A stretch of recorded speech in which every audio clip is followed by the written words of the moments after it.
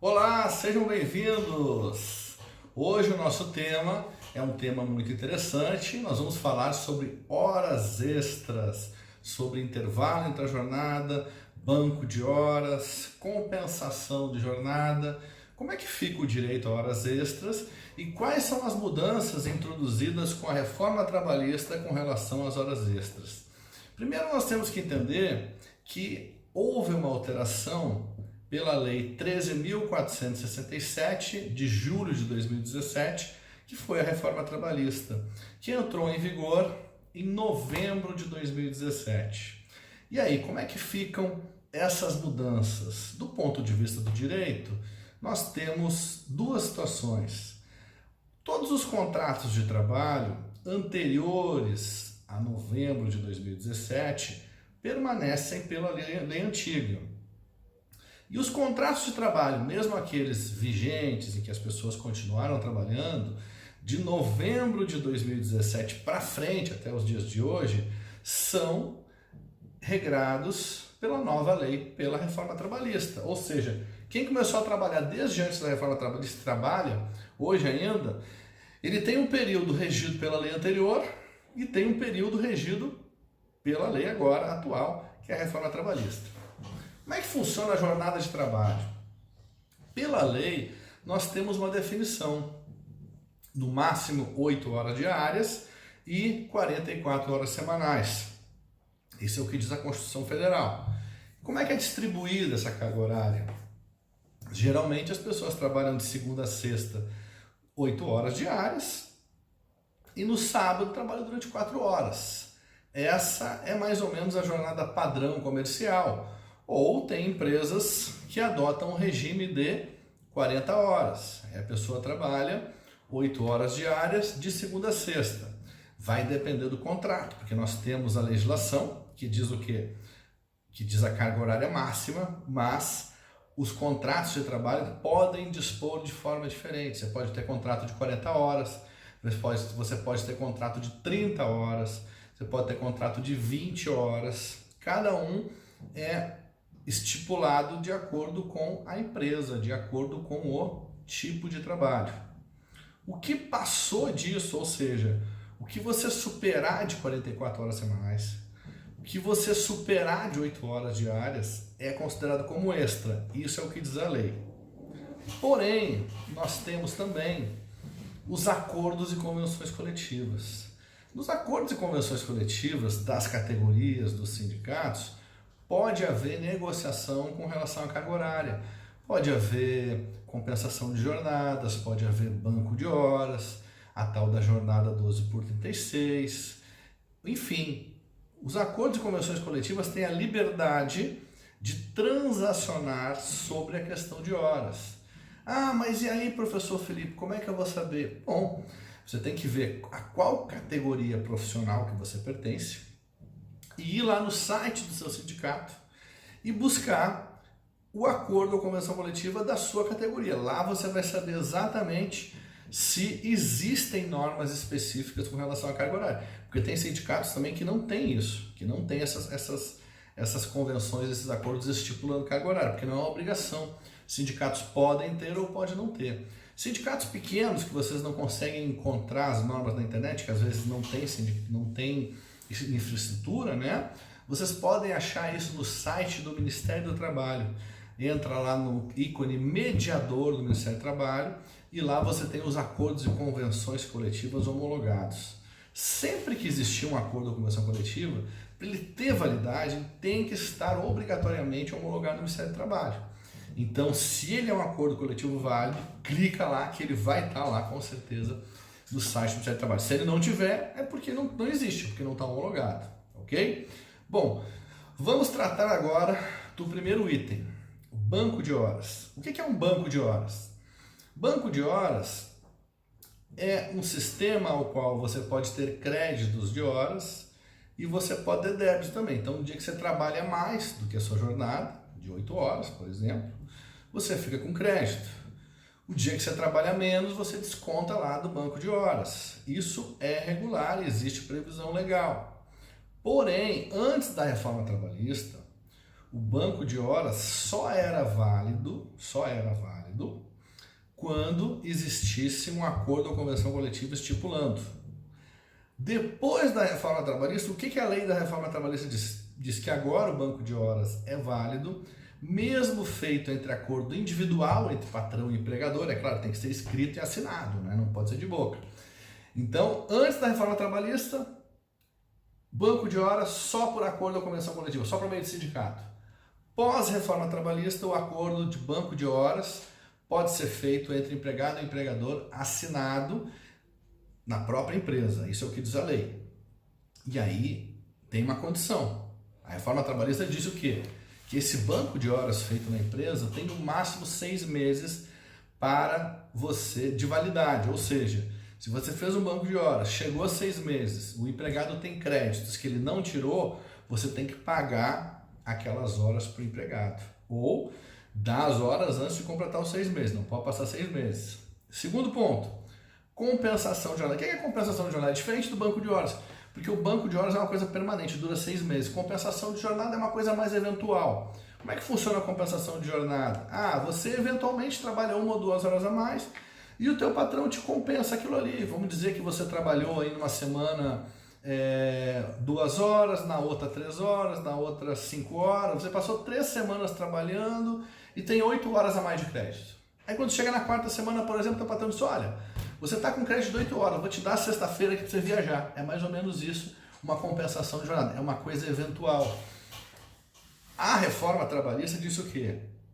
Que é possível fazer a compensação de jornada diretamente na empresa, desde que não passe 30 dias. Ou seja, tem que ter um documento assinado entre empregado e empregador na empresa também, tá? E não pode passar 30 dias essa compensação. Se não der a compensação nos 30 dias, tem que pagar o empregado, ok? Regime 12 por 36, agora um outro sistema. O que é o regime 12 por 36? É o seguinte, nós não temos a limitação de 8 horas diárias e 44 horas semanais? Temos, não é? O regime 12 por 36, a pessoa não trabalha 12? Trabalha 12. Opa, passou de 8 horas. Passou de 8 horas, mas não vai ter direito a hora extra. Por quê? Porque é um regime específico ao qual é permitido o TST, a jurisprudência do TST entende como regular a jornada 12 por 36. E aí, da mesma forma, antes da reforma trabalhista, deveria ser feito apenas com o intermédio do sindicato. Pós-reforma trabalhista, empregado e empregador podem fazer esse acordo de compensação diretamente na empresa. Como é que funciona? 12 por 36 é assim, ele trabalha uma noite, né? E folga uma, ou trabalha um dia e folga um. Trabalha 12, folga 36 horas. Trabalha 12, folga 36 horas. Isso é utilizado muito para aqueles trabalhos ininterruptos, vigilantes, enfermeiras, porteiro de prédio, enfim, uma série de profissões ao qual as atividades são ininterruptas e aí precisa ter gente dia e noite. E aí um trabalha das 7 da manhã até as 7 da noite, e outro trabalha das 7 da noite até as 7 da manhã vira noite. Tá? Essa é a jornada 12 por 36. Uma peculiaridade da jornada 12 por 36, ela é válida, porém tem que fazer a somatória da semana e do mês. Porque o que acontece? Se você fizer a jornada por 12 por 36 e ultrapassar a jornada semanal de 44 horas semanais, se for a mais, o empregado também vai ter direito a hora extra, porque ele pode fazer essa compensação 12 por 36, mas não pode ultrapassar a somatória 44 horas semanais, entendeu? Ok? E uma questãozinha importante da jornada 12 por 36. A jornada 12 por 36 não tira direito ao empregado do intervalo para almoço. Então ele tem que ter um intervalo para almoço e para descanso, ou para janta, ou seja, ele tem que ter 1 hora de intervalo. E agora vamos falar de intervalo já. Antes da reforma trabalhista, o intervalo tinha que ser no mínimo de 1 hora para almoço ou descanso, né, a refeição, ou para janta, dependendo da hora que você trabalha. Com a reforma trabalhista, é possível instituir 30 minutos de intervalo ao invés de 1 hora, desde que seja também por acordo ou convenção coletiva, ou seja, tem que ter uma negociação com o sindicato para intermediar. Vamos falar já de intervalo entre a jornada, que houve uma mudança também. Antes da reforma trabalhista, Se você não tinha sua hora para almoço e refeição, se você, em vez de tirar uma hora, tirava, por exemplo, 40 minutos, 45 minutos, não tirava a hora completa, a lei dizia que você tinha o quê? Direito à indenização de uma hora inteira, porque você não usufruiu. Com a reforma trabalhista, agora, se você não usufrui a sua hora de intervalo para almoço, para janta, para descanso, você só tem direito à indenização dos minutos que faltavam. Ou seja, se você tinha uma hora de intervalo e usufruiu 40 minutos, vai ganhar a indenização de 20 minutos. É claro, com adicional de 50%, porque a hora extra, temos que lembrar o quê? Que ela sempre tem adicional mínimo de 50% na hora comum. A hora extra é uma hora melhor remunerada, não é? É claro, dependendo também do acordo ou da convenção coletiva, que aí nós temos também isso previsto nos sindicatos, a hora extra pode ser 70%, 100%, até 200% a mais do que a hora normal. Isso é uma estipulação de sindicato. Tá? Nós temos que lembrar também das outras cargas horárias. Né? Quando você trabalha 6 horas, você não tem uma hora de intervalo. Você só tem direito a 15 minutos de intervalo. E quem trabalha meio período, 4 horas, não tem direito a intervalo, toca direto. Tá? Outra coisa interessante que mudou com a reforma trabalhista é a questão da mulher. A mulher, sempre que fazia horas extras, tinha direito a 15 minutos de intervalo antes de começar a hora extra. Agora, com a reforma trabalhista, foi cortado esse direito de descanso da mulher de 15 minutos de intervalo, ou seja, ela termina o turno dela, começa a hora extra direto, sem ter este direito a descanso. Um outro ponto com relação à hora extra é a questão do intervalo interjornada. O que é intervalo interjornada? Intervalo interjornada é assim, ó, entre uma jornada e outra, você tem que ter no mínimo 11 horas de descanso. Ou seja, vamos dizer que você trabalha numa empresa até professor, vamos dizer, né? O professor dá aula até as 11 da noite numa faculdade, ok? E aí, ele tem que ter intervalo de 11 horas entre uma jornada e outra. Aí faz de conta que ele dá aula na mesma faculdade no outro dia de manhã, 8 horas da manhã, entrega outra turma. Então aí conta, 11 da noite, né? 11, meia-noite. 1, 2, 3, 4, 5, 6, 7, 8. Deu 9 horas de intervalo, não é? Ou seja, entre uma jornada e outra, não deu as 11 horas de intervalo, deu só 9. E ele já começou a outra jornada.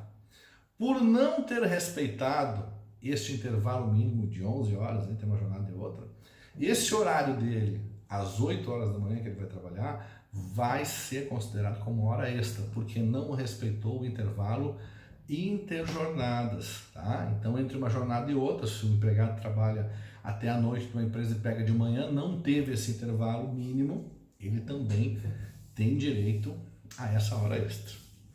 Controles de jornada. Não vamos esquecer que assim, ó, empresas com mais de 10 empregados têm a obrigação de ter o controle de jornada. O ônus da prova é dela. Se a empresa não tiver controle de jornada, o empregado entra na justiça e aí ele já tem o ônus da prova a favor dele. Ou seja, a empresa não controlou a jornada. Né? Como é que a empresa vai dizer que ele não fez horas extras se não tem controle de jornada? E aí? Aí vai ficar mais complicado para a empresa comprovar, né? Porque a empresa é que vai ter o ônus da prova de comprovar que ele não fez hora extra.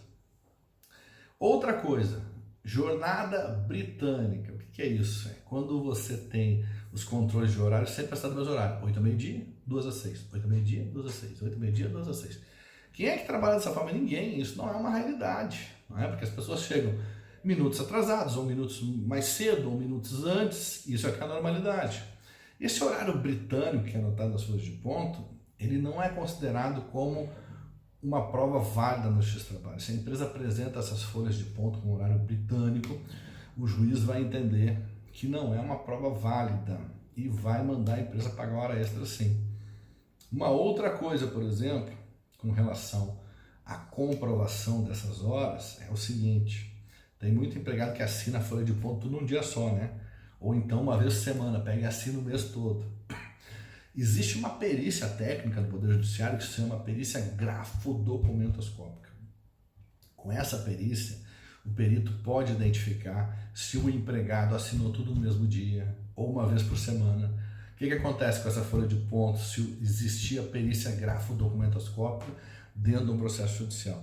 essas folhas de ponta vão ser anuladas, canceladas, não vão servir como prova de horas e a empresa provavelmente vai ser condenada, né, por horas extras por não ter os controles de jornada devido. Tá? Gente, se inscrevam no meu canal, cliquem no sininho, deem um like aí no nosso vídeo. Espero ter tirado as dúvidas de vocês com relação a horas extras, tá? Em breve teremos aí novos vídeos com outros assuntos variados e atualizados com o direito do trabalho. Um outro ponto só que eu vou colocar para vocês é o seguinte: com relação às horas extras compensadas e não pagas. Então, por exemplo, vamos dizer que você fez horas e teve a compensação, mas não houve uma regularidade disso. O patrão não fez o acordo escrito assinado e nem houve acordo na convenção coletiva. Mesmo você tendo compensado essas horas, você vai ter direito ao recebimento dos 50% adicional de horas extras, porque essas horas são consideradas como extra. Um outro ponto peculiar e importante é para as pessoas que trabalham em lugar insalubre. Quem trabalha recebendo adicional de salubridade não pode fazer horas extras, é uma questão de saúde, ou seja, não pode existir uma compensação de jornada para quem trabalha em local insalubre. Se por acaso a pessoa trabalhar em local insalubre, com insalubridade, e o patrão compensou o horário, o judiciário vai mandar pagar hora extra mesmo tendo compensado a jornada. Por quê? Porque horas extras, compensação de jornada para pessoa que trabalha com insalubridade é irregular. Depois nós vamos ter um vídeo que eu vou falar para você só de insalubridade. Um beijo, um abraço a todos. Espero que tenham gostado do vídeo. Até logo.